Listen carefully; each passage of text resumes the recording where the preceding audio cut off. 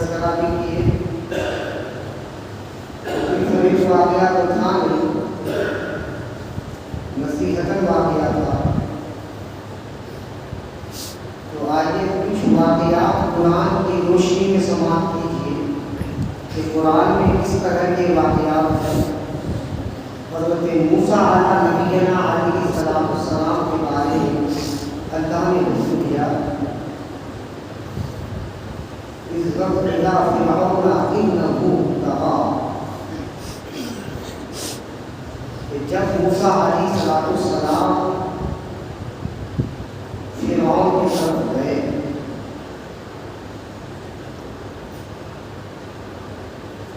اذهب موسیٰ إلى فرعون إنه طغى، تاکہ اس کو ہدایت کیا جائے اور خدا بتایا جائے، بتایا جائے۔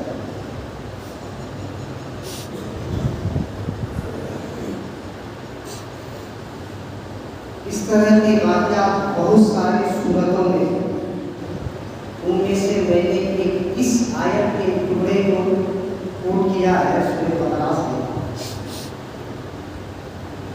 کہ موسیٰ علیہ نبینا علیہ السلام اور دیگر قوم، یعنی نوح کی ہو، لوط کی ہو، کسی کی بھی ہو، اللہ تبارک و تعالیٰ نے ان قوموں کے اوپر 5 طرح کے عذابات اتارے اور ان قوموں کی گناہ کے مقدار نمبر 22، 13 طرح کے گناہ ان قوموں نے کیا۔ ان 13 طرح کے گناہوں کے اوپر 5 طرح کے عذابات کو مستحق کیا ان قوموں کی ہدایت۔ مثلاً موسیٰ کی قوم یا نوح کی قوم یا لوط کی قوم، جسے ہم ٹڈی کہتے ہیں، ٹڈی، وہ ٹڈی دردناک عذاب بن کر آئی تھی اس قوم کے اوپر۔ اس قدر دردناک عذاب کہ وہ ٹڈیاں جس جگہ پر بیٹھتی اس جگہ کو چاٹ لیتی، پتھر ہوتا تو پتھر کو صاف کر دیتا۔ یہاں تک روایت بیان کیا جاتا ہے کہ لوگوں کے گھروں کے جو کنڈیاں ہوتی تھی، لوہے کے کنڈے، ان کنڈیوں پر بیٹھ کر ان کنڈیوں کو بھی چاٹ جاتی تھی۔ کنڈی کا کوئی مطلب نہیں، لوہے تک کو چاٹ جاتی تھی وہ کنڈیاں۔ تو موسیٰ کی قوم پر اللہ تعالیٰ نے مینڈک کو بھیج کر عذاب دیا۔ مینڈک کس طرح سے عذاب بن سکتا ہے، کوئی تصور بھی نہیں کر سکتا کہ کوئی مینڈک ہمارے لیے عذاب نہیں بن سکتا۔ موسیٰ کی قوم کھانے کے لیے بیٹھتی تو پلیٹ میں مینڈک، پینے کے لیے پانی اٹھاتا تو اس پانی میں مینڈک، سونے کے لیے بستر پر جاتا تو بستر پر مینڈک۔ ایک دو مینڈک نہیں، لاکھوں کے تعداد میں مینڈک۔ لقمہ منہ میں ڈالنے کے لیے منہ کھولتا تو منہ کے اندر مینڈک۔ ایسا بھی نہیں ہو سکتا کہ جیسے کوئی مکھی آ جائے اوپر کو چبا جائے مجھے کی طرح، تو مینڈک کو بھی چبا جائے، ہو ہی نہیں سکتا۔ تو مینڈک اس قدر قوم موسیٰ کو تنگ کی کہ یہاں تک جو قوم یہ کہہ رہی تھی کہ ہم تمہاری اس طرح سے بھی ڈرا دو، ہم تمہاری بات پر ایمان نہیں لائیں گے، ہم تمہاری بات پر عمل نہیں کریں گے، جب پریشان ہو گئی، خود موت کو ماننے لگی، تب وہ قوم آ کر حضرت موسیٰ سے کہتی ہے کہ آپ اللہ سے دعا کرو، تمہارا رب تمہاری دعا قبول کرتا ہے، یہ عذاب چھاٹ لے، ہم تیری بات مان لیں گے، تمہاری بات پر مان لیا ہے۔ موسیٰ علیہ السلام نے کہا عذاب سن لیجیے،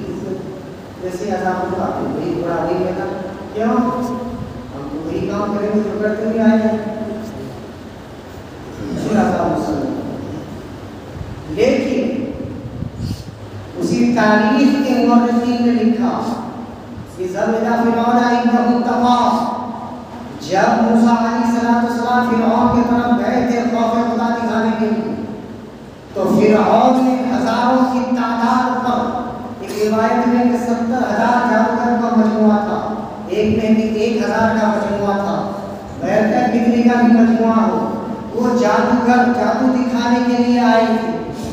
مدے مقابلے موسیٰ آئے تھے، موسیٰ علیہ السلام کے سامنے کھڑے تھے، ان سے مناظرہ و مباحثہ کر رہے تھے، ان کے سامنے اپنے احکامات دکھا رہے تھے، اپنی کرتوت دکھا رہے تھے، اپنی جادو دکھا رہے تھے، لیکن وقت تبارک و تعالیٰ نے ان تمام جادوگروں کو انعام دیا،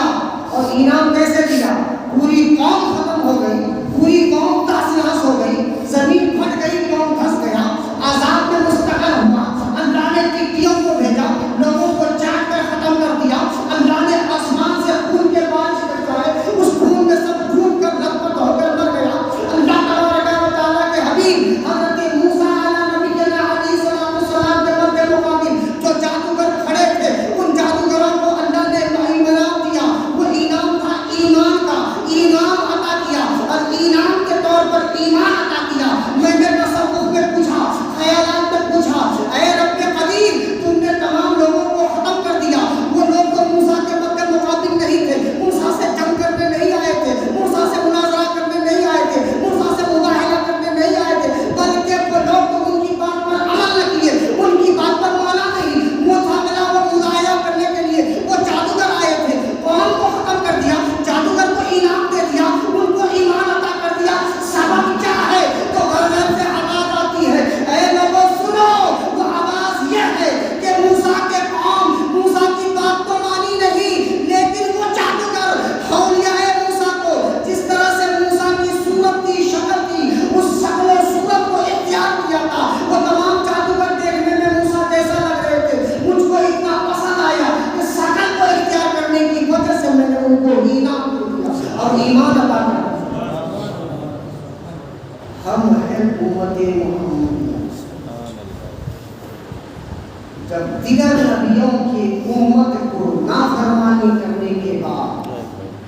صرف شکل نبی کو اختیار کرنے سے ایمان کی دولت عطا کر دی جاتی ہے،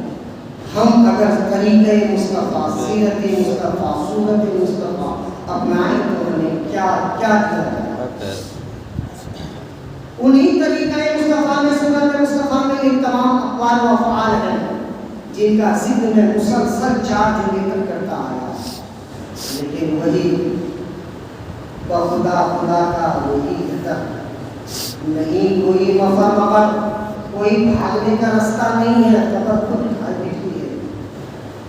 کوئی نہیں مفر مقر، جو وہاں کا ہو یہیں سے ہو، تو یہاں نہیں وہاں نہیں۔ حضرات، دیگر نبیوں کی امتوں کے عذابات ہمارے نگاہوں کے سامنے،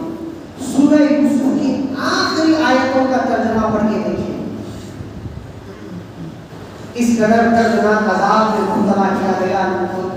اللہ اس کے رسول کی نافرمانی کرنے والوں کو، کسی قوم کو بندر بنا دیا،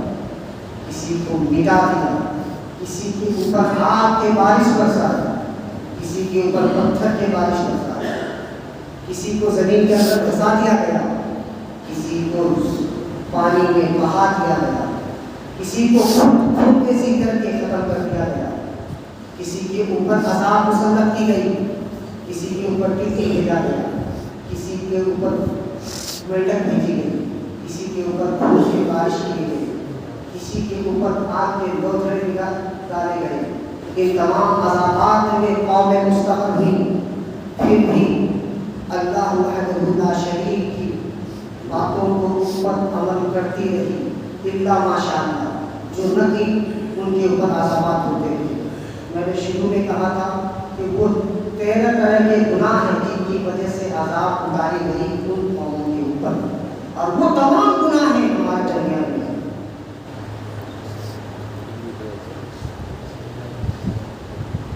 اولی گناہ اللہ اس کے رسول کا نافرمانی، دوسری گناہ شرک کرنا، تیسری گناہ حماقت شراب نوشی، چوتھی گناہ زنا ہوئی آپ، پانچویں گناہ رشوت کو حلال سمجھنا، چھٹی گناہ غیبت اور چغلی کا عام ہو جانا، چھٹی گناہ ساتویں گناہ خدا کے سامنے سر جھکانے سے انکار کرنا، آٹھویں گناہ ہر کسی کے مال کو مال غنیمت سمجھ کے ہڑپ کر جانا، نویں گناہ چھوٹے بڑے کی ادب اور تہذیب سے توجہ نہ کرنا، دسویں گناہ ماں باپ کی نافرمانی کرنا۔ یہ تمام سارے گناہ ہمارے درمیان موجود ہیں، لیکن ہمارے اوپر عذاب کیوں نہیں آتا؟ وہ عذاب بھی 5 طرح کے عذاب ہیں، لیکن ہمارے اوپر عذاب کیوں نہیں آتا؟ اللہ تبارک و تعالیٰ نے اپنے حبیب سے وعدہ کر رکھا ہے کہ ہم تمہاری امت کے اوپر عذاب نہیں اتاریں گے، بس اس وعدے کے آڑ میں ہم ان تمام گناہوں کو کرے جا رہے ہیں، لیکن امت پر عذاب نہیں اتاریں گے، یہ وعدہ ہے۔ علاقے کے اوپر عذاب اتاریں گے اس کا وعدہ نہیں ہے، پوری کائنات میں ہر جگہ مسلمان موجود ہیں۔ اگر انڈیا کے اوپر، ہندوستان کے مسلمان کے اوپر عذاب نہیں آئے تو کیا ہوگا؟ ابھی چند دن پہلے آپ نے دیکھا نہیں کہ ترکی کے اوپر عذاب آیا، اذا زلزلت الارض زلزالها، جب اللہ تمہارے اوپر عذاب کرنا چاہے گا تو زمین کو دے گا، لیکن پھٹ جا ہل اور اپنے اندر سے کچھ سنبھال، یہ عذاب۔ اس سے پہلے جس طرح سے میں نے موسیٰ علیہ السلام کی قوم کے بارے میں بتایا کہ منہ کھوتا منہ کے اندر مینڈک، پانی پیتا پانی کے اندر مینڈک، کھانا کھاتا کھانے میں مینڈک، بستر پہ جاتا بستر پہ مینڈک، کروڑوں کی خربوں کی تعداد میں مینڈک تھا۔ ہم سے پہلے ہی تو یہ واقعہ گزرا ہے کہ ہم کسی چیز کو ہاتھ لگاتے تھے اس میں بھی کوئی جانور رہتا تھا جس کو ہم کورونا سے ڈرتے تھے، ہم کھاتے تھے تو کھانے کی چیز کو 50 مرتبہ دھوتے تھے، دھونے سے پہلے ہاتھ کو ہم 50 مرتبہ دھوتے تھے۔ یہ نوبت ہم پر جو آئی تھی یہ بھی بے قصاب ہے۔ ہمارے درمیان میں ہونے والے حرکات کو اگر یاد رکھا جائے، ہم بھی ہر سال عذاب میں مبتلا ہوتے ہیں، لیکن ہم اس کو طریقہ ہدایت یا تنبیہ زندگی نہیں سمجھتے، بس اپنی زندگی کے ایک خراب وقت خراب لمحات سمجھ کر ٹال دیتے ہیں کہ ابھی وقت ٹھیک نہیں، حالات ٹھیک نہیں ہے، کچھ دن کے بعد میں حالات سازگار ہوگا پھر ہمارا وقت آئے گا۔ ارے جس کو تم اپنا وقت سمجھتے ہو یہی شیطان کا وسوسہ ہے، وہی دھوکہ ہے کہ شیطان دن میں ہر دن 5 مرتبہ دنیا کو لوگوں کے سامنے پیش کرتا ہے کہ مجھ سے خرید لو آخرت کو دنیا کے بدلے میں، اگر تم دنیا چاہتے ہو تو دنیا حاصل کر لو، آخرت مجھے دے دو، اگر تم آخرت چاہتے ہو تو دنیا کو ترک کرو اور آخرت حاصل کر دو۔ اسی چیز کو تو اللہ تبارک و تعالیٰ نے قرآن میں کہا ان الشیطان للانسان عدو مبین، کہ شیطان تمہارے لیے خدا ہوا دشمن ہے، دشمن کے فریب سے بچو، شیطان کے وسوسے سے بچو، اس کے بہکاوے سے بچو۔ وہ شیطان تم کو مغالطہ میں ڈال رہا ہے کہ آخرت کو حاصل مت کرو، اخروی زندگی کا فائدہ مت حاصل کرو۔ اگر تم نماز پڑھو گے، اللہ اس کے رسول کو یاد کرو گے، اپنے سر کو خدا کے سامنے جھکاؤ گے تو رب کا محبوب ترین بندہ بن جاؤ گے۔ اور رب تبارک و تعالیٰ نے سورہ رحمان میں فرمایا فَلَمَنْ خَافَ مَقَامَ رَبِّهِ